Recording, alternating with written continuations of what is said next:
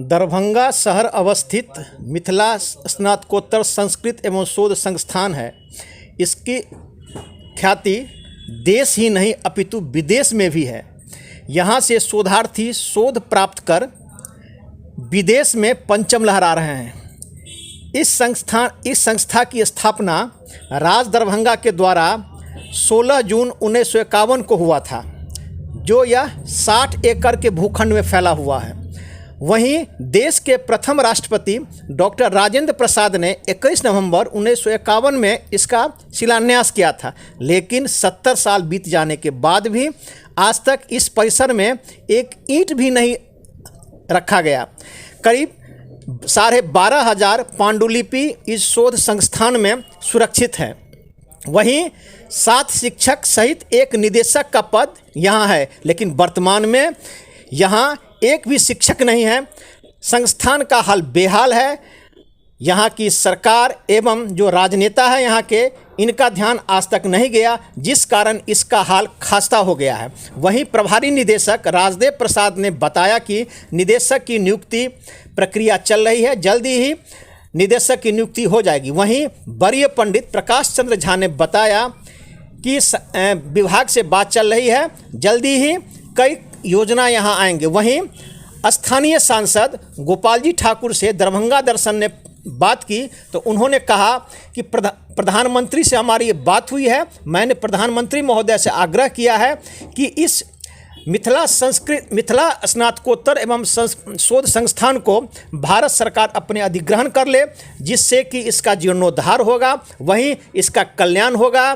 जो इसकी ख्याति वर्षों से देश नहीं विदेश में है, वह पुनः लौट आएगी। वहीं यहाँ के शोधार्थी छात्र और अन्य लोग इससे लाभ उठा सकेंगे। दरभंगा दर्शन से मैं मनोज झा।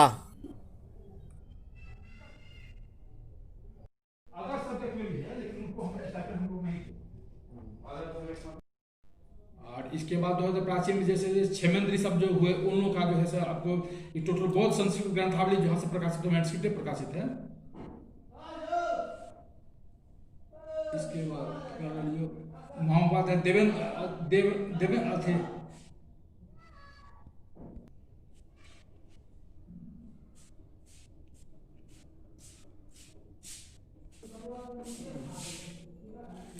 देवनाथ ठाकुर, ठीक है। हाँ,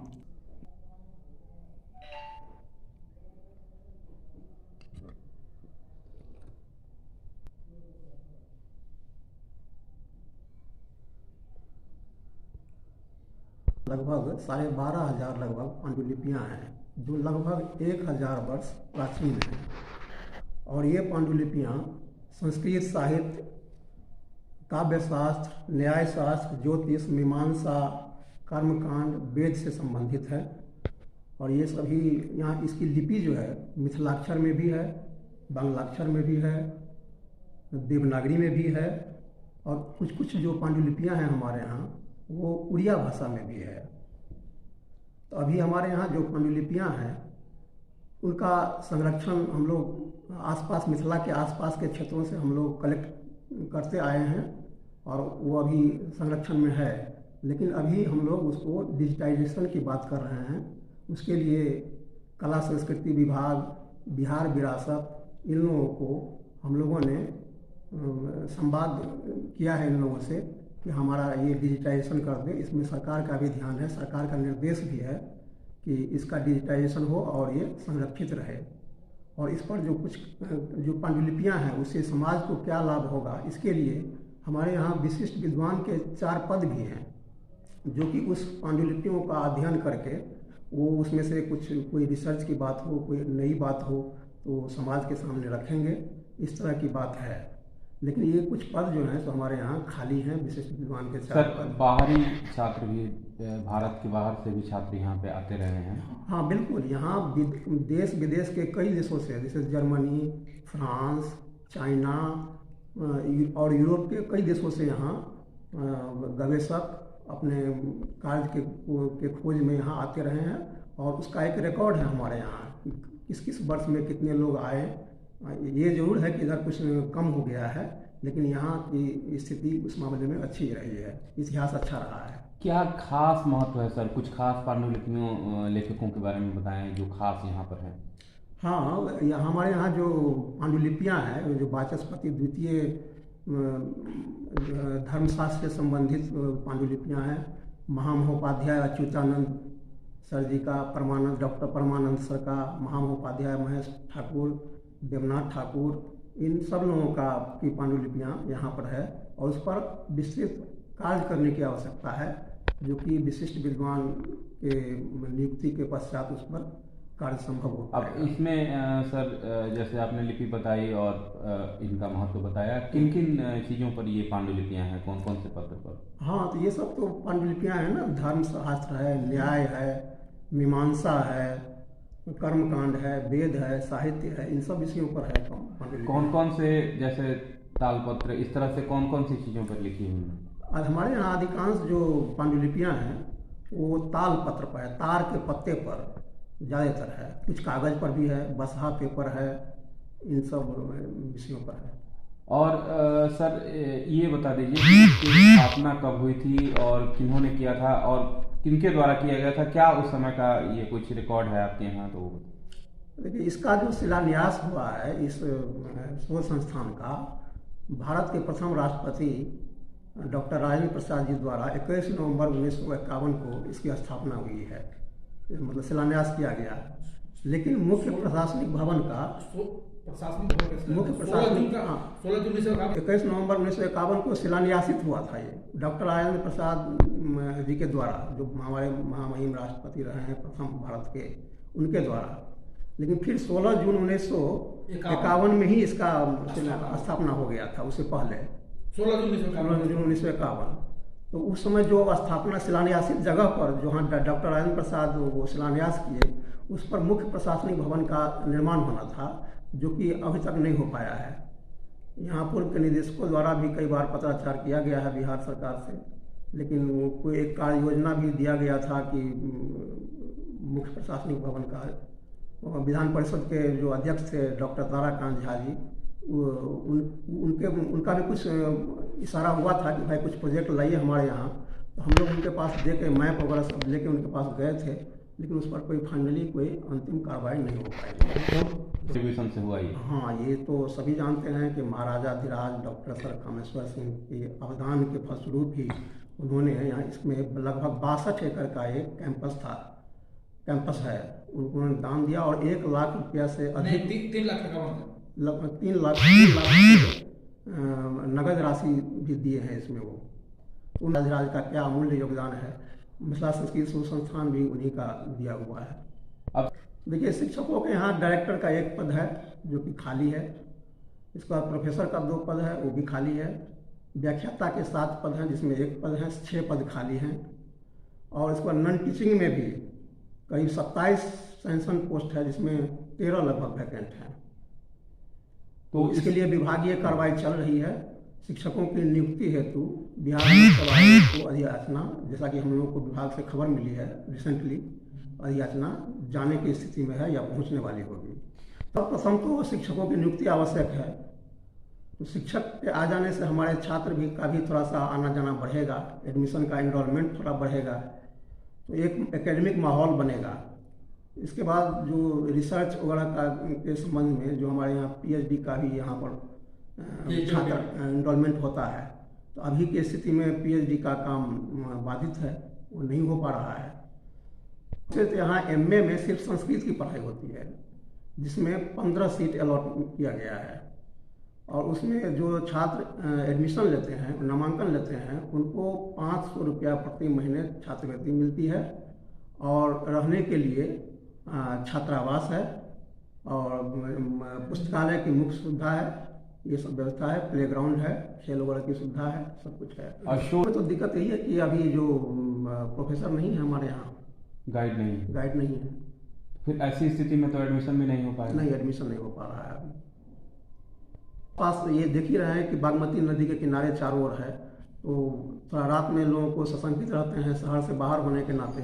तो हम लोगों ने विभाग को प्रस्ताव भेजा है या यहाँ कम से कम बाउंड्री वॉल कर दिया जाए, कांटेदार तार चारों लगा दिया जाए, ताकि बाहर के लोगों का जो रात में गलत आदमी का प्रवेश नहीं हो सके, तो इसकी संभावना बनी रहती है। उसके लिए विभाग को भेजा गया है प्रावधान पर। अतिक्रमण भी है? अतिक्रमण तो हमारे हिसाब से नहीं है, अतिक्रमण नहीं है।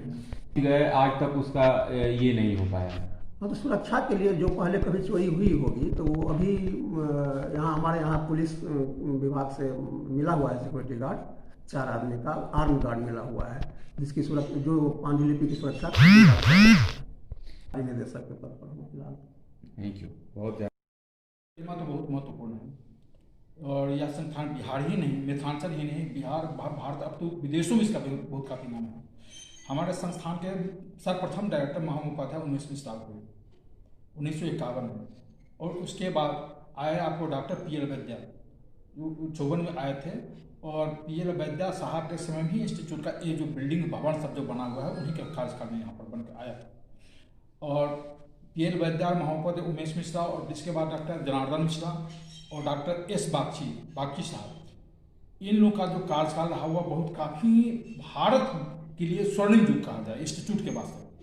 और इनके कार्यकाल में जितने भी शोधार्थी यहाँ से निकले वो हम कहते हैं भारतवर्ष में विदेशों में भी अभी विश्वविद्यालय स्तर पर वह अपने विजय पताका फहरा रहे हैं। जैसे मैंने एक बार डॉक्टर दीनदयाल बनारस में गया था, तो वहाँ पर एक तांत्रिक बहुत बड़े थे, तंत्र शास्त्र के बंगाली शास्त्र के, तो उनके हुआ जो तंत्र पर वो बहुत काफ़ी प्रकाशन में सहयोग देंगे इंस्टीट्यूट में। तो डायरेक्टर साहब ने वहाँ पर गया, लेकिन डायरेक्टर से उन्होंने नहीं पहचाना। बाद में उनको परिचय दिया तो उन्होंने कहा कि आप मिथिला इंस्टीट्यूट से आए हैं? तो उन्होंने कहा कि हम मिथिला इंस्टीट्यूट से मैं आया हूँ। कहा जे पहले मुझे चरण छूने दीजिए, जिस चेयर पर मेरे गुरुदेव बैठे हुए थे उस चेयर का आप डायरेक्टर हैं, मुझे पहले चरण छूने दीजिए। तो इंस्टीट्यूट की तो गरिमा यही है। यहाँ पर अभी संप्रति ले लीजिए, संस्कृत विश्वविद्यालय ले लीजिए, मिथिला विश्वविद्यालय ले लीजिए, इसके बाद आपको दोनों कॉलेज लीजिए, जैसे जयशंकर झा जी हुए, इसके पहले तो महामहोपाध्याय तो लोकनाथ झा जी हुए, ये सब राष्ट्रपति पुरस्कार से सम्मानित हुए, और ये लोग हमारे इंस्टीट्यूट के विद्यार्थी रहे। और बिहार विश्वविद्यालय के ले लीजिए, जितने भी आए विद्वान, क्योंकि शिक्षा जगत में जितना मिथिला इंस्टीट्यूट का नाम हुआ उतना दरभंगा में किसी भी संस्था का नाम हुआ, उतना संस्कृत विश्वविद्यालय भी नहीं हुआ जितना हमारे मिथिला इंस्टीट्यूट का हुआ। और एक शिक्षक विद्वान निकले। संप्रति इधर कुछ दशकों से ह्रास हो चुकी प्राध्यापकों का पदरित रहने के कारण, विशिष्ट पंडितों का पदरित होने के कारण इसमें बहुत ह्रास होते चला गया। बीच में डॉक्टर देवनारायण यादव जी आए, इन्होंने बहुत कार्यक्रम किए, मीडिया से लेकर जितने भी कार्यक्रम उन्होंने किए। इससे इंस्टीट्यूट का क्या हुआ, तो दरभंगा क्षेत्र में कम से कम बहुत पहचान इसको बनाई उन्होंने। कम से कम मिथिला इंस्टीट्यूट कहाँ है, क्या है गौरव के इतिहास उन्होंने बराबर सदैव बनाते हैं।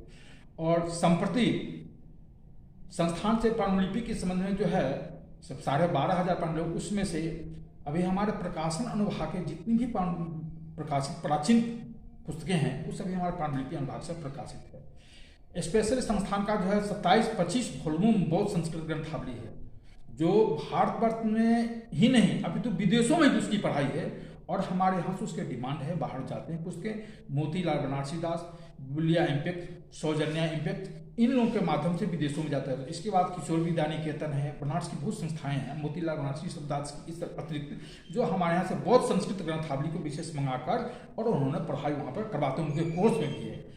और यहाँ पर सेकेंडरी का ले लीजिए, प्राचीनता में जहाँ पर है मिथिला इंस्टीट्यूट के साथ साथ 6 संस्था हैं, जिसमें मिथिला संस्कृत शोध संस्थान दरभंगा हुआ, प्राकृत भाषा के लिए वैशाली में है प्राकृत इंस्टीट्यूट, और एंशिएंट हिस्ट्री के लिए है KP जायसवाल शोध संस्थान पटना म्यूजियम में है।